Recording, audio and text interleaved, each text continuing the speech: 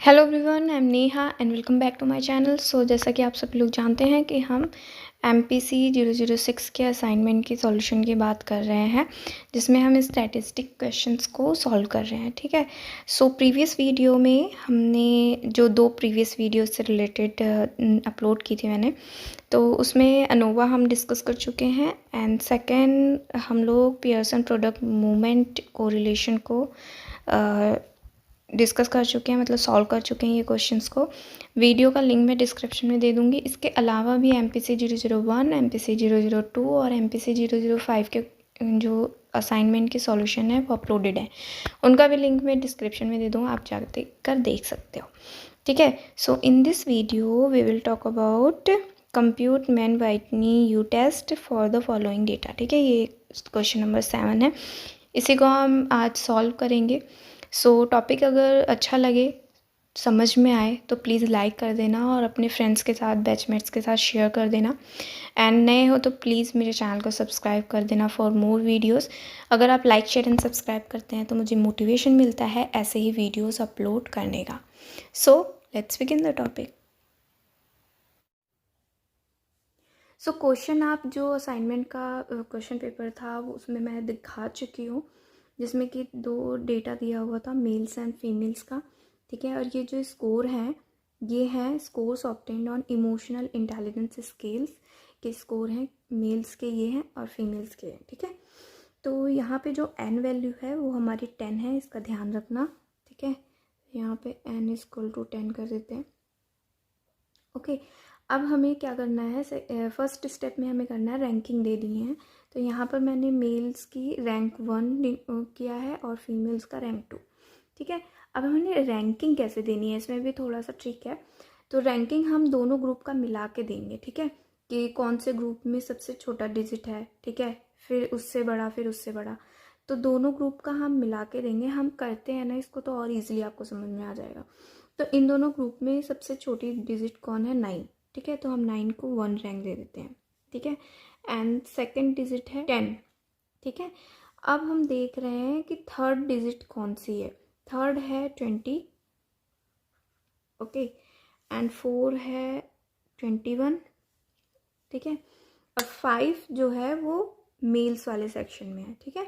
दो डिजिट है 23 एंड 23। तो इसके लिए हमें क्या करना है, हम क्या करेंगे 5.5। ठीक है, और इसको भी 5.5 ही देंगे। ठीक है। तो 4, 5, 6 काउंट होगा। ठीक है। फिर इसके बाद 6 के बाद हमें 7 रैंक देनी है। हम किसको देंगे, 25 को। ठीक है, 25। अब फिर 26, 8। फिर नेक्स्ट है हमारी 31, 9। फिर 32, 10। फिर 34, 11। और फिर 38 का 12 होगा। ठीक है। और 39 का होगा 13। 40 का हो जाएगा 14। ठीक है। 15 कौन सी वैल्यू आएगी हमारी, ओके 41, 15। देन 43, 16, 45, 17, 49, 18 और 19 कौन सी होगी, 54, 19 और लास्ट में हमारी 20। ठीक है, आपको समझ में आ गया होगा कि दोनों को मिला के रैंकिंग देनी है। तो जो मेल्स की रैंकिंग होगी वो R1 होगी और जो फीमेल्स की होगी R2 होगी। ठीक है। अगर मान लो कि इसके ये एक ही डिजिट आती है 23, यहाँ पर 24 आ जाता है, तो इसके लिए आपको यहाँ 5 और 6 लिखना होगा। ठीक है, बट सिमिलर हैं तो आपको 5.5, 5.5 देना होगा और जो नेक्स्ट होगा वो हमारा 7 वैल्यू होगी। ठीक है। ओके जी, इतना आपको आई होप समझ में आ गया होगा। अब हमें क्या करना है, हमें सम करना है रैंक 1 को। रैंक 1 को सम किया हमने तो 119 आ जाएगा। और सेम हमें रैंक 2 को भी क्या करना है, सम करना है, ये आएगा हमारा 91। ठीक है।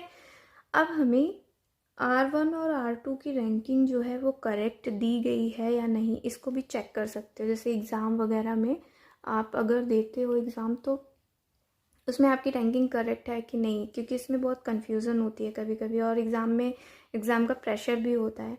ठीक है, तो उसके लिए हमें क्या करना है, पहले R1 प्लस R2, मतलब रैंक 1 और रैंक 2 को हमें प्लस कर देना है। ये सब चेक करने के लिए आप चाहे तो इसमें ऐड कर सकते हो, नहीं तो नहीं कर सकते हो। ठीक है, दोनों कर सकते हो, नहीं तो डायरेक्ट अभी हम क्वेश्चन सॉल्व करेंगे वो कर लोगे आप। ठीक है, 2 10 आ गया। ठीक है, अब हम यूज़ करेंगे एक फॉर्मूला, ठीक है, जिसमें n equal to n1 plus n2। Okay, तो हमारा n1 क्या है, ये भी 10 है, n2 क्या है, ये भी 10 है। समटाइम्स क्या होता है एग्जाम्स में कि ये 5 होगा तो ये 6 होगा, ये 3 4 होगा तो ये 10 होगा, तो ये इक्वल कभी कभी नहीं होता है, बट समटाइम्स इक्वल है। जैसे कि अभी हम क्वेश्चन को सॉल्व कर रहे हैं जो कि इक्वल है, तो 10 प्लस 10 इक्वल टू 20 हो गया। ठीक है, तब यहाँ पर जो टोटल वैल्यू आएगी हमारी, हम इसको और सॉल्व करेंगे। टोटल जो होगा वो होगा n प्लस 1 डिवाइडेड बाई 2। ठीक है, तो ये हमारा n आया था 20। ओके, तो हम क्या करेंगे, 20 और मल्टीप्लाई 21, क्योंकि 20 प्लस 1 होगा 21 हो जाएगा, डिवाइडेड बाई 2। और जब इसको आप करोगे ऐड तो ये हमारा हो जाएगा 420 डिवाइड बाई 2 इक्वल टू 210। तो आप देख सकते हो जो हमने रैंक को ऐड किया था वो 210 आ रहा है, और यहाँ पर भी ये 210 है। ठीक है, तो इसका मतलब हमारी जो रैंकिंग है वो करेक्ट है। अब चलिए हम क्वेश्चन पे चलते हैं, तो उससे पहले हम फॉर्मूला देख लेते हैं कि फॉर्मूला क्या होता है। ओके, देन हम वैल्यू, जो u की वैल्यू होगी हम कंपेयर करेंगे दो फॉर्मूला से। ठीक है, तो फॉर्मूला 1 है, फॉर्मूला 1 है आपका u equal to n1 n2 plus n1 plus 1 upon 2 minus R1। ठीक है, सो पहले हम इस फॉर्मूला से फाइंड कर लेते हैं वैल्यू को, देन सेकंड फॉर्मूला लगाएंगे और उसको सॉल्व करेंगे। ओके, तो जो हमारी n1 की वैल्यू थी आपको पता है 10 है, n2 की भी वैल्यू हमारी 10 थी। ठीक है, प्लस में हमें क्या करना है, 10 और 10 प्लस 1 अपॉन में 2 माइनस जो हमारी R1 की रैंक थी, जो सम किया था हमने वो 119 थी। ठीक है, अब इसको उल्टू में इसको यहाँ पे 100 हो जाएगा, प्लस इसको आप सॉल्व करोगे 11 और 11 मल्टीप्लाई बाई 10, तो हमारा आज जब 2 से डिवाइड करोगे तो ये हो जाएगा 55 माइनस 119। ठीक है, अब ये वैल्यू आ जाएगी हमारी 36, तो हमारा u यहाँ पे आ गया 36। ठीक है, अब फॉर्मूला 2 देख लेते हैं। फॉर्मूला 2 से हम फाइंड करेंगे n1 n2 2 और n2 प्लस 1 अपॉन में 2 माइनस रैंक 2। ठीक है, अब n1 हमारा क्या है 10 डिवाइड 10। ठीक है, अब इसकी भी वैल्यू 10 है। ओके, अब यहाँ पर भी 10 प्लस 1 अपॉन में 2 और माइनस में हमारा यहाँ पे 91 हो जाएगा। ठीक है, तो ये 100 हो गया और प्लस ये हमने अभी सॉल्व किया था ऊपर, तो ये हमारा 55 हो जाएगा और 91। आप इसको सॉल्व करोगे तो आपकी वैल्यू आएगी 64। ठीक है, तो अब हम टेबल में चेक करेंगे इसको। टेबल में कैसे चेक करेंगे, यू टेबल होती है, तो इस टेबल मैंने ऑलरेडी टेलीग्राम चैनल पे अपने शेयर कर दिया है। टेलीग्राम चैनल का लिंक जो है वो डिस्क्रिप्शन में आप वहाँ से देख सकते हो। इन फ्यूचर में भी आपको अगर वो टेबल यूज़ करनी होगी तो आप कर सकते हो, ठीक है। तो N1 हमारा 10 था, N2 भी हमारा 10 था, ठीक है। तो हम ये 2 टेल टेस्ट पे कर रहे हैं, ये 2 टेल इसकी अल्फ़ा, ठीक है, और 0.05 लेवल पे। तो वैल्यू हमारी जो टेबल की थी वो 23 आ रही थी, ओके। अब हम इंटरप्रिटेशन कर लेते हैं कि इंटरप्रिटेशन क्या होगी, ठीक है। हमने इंटरप्रिटेशन लिख दिया है। तो जो इंटरप्रिटेशन हम करेंगे ना वो इन दोनों की वैल्यू को, जो वैल्यू छोटी होगी स्मॉल होगी उससे करेंगे। तो हमारे जो फर्स्ट फॉर्मूला यूज़ किया था हमने उसकी वैल्यू आएगी 36। तो इसी 36 के बेस पे हम करेंगे।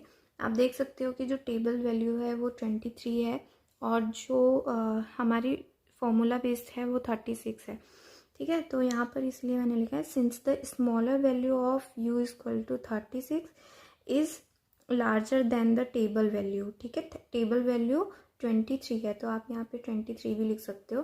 तो यहाँ पर जो the null hypothesis is accepted, ठीक है। अगर स्मॉलर होती टेबल वैल्यू से तो यहाँ पे रिजेक्टेड होती, बट लार्जर है तो यहाँ पर जो वैल्यू आएगी नल हाइपोथेसिस वो एक्सेप्टेड होगी। तो इससे हम ये कंक्लूड करते हैं कि there is no significant difference between male and female in an emotional intelligence, ठीक है। ये हमारी इंटरप्रिटेशन हो गई। आई होप ये वीडियो आपके लिए हेल्पफुल हो तो लाइक शेयर एंड सब्सक्राइब ज़रूर करें और ऐसे ही मेरी वीडियोस को देखते रहें, प्रैक्टिस करते रहें। फॉर फर्दर वीडियोस चैनल को सब्सक्राइब ज़रूर करिएगा।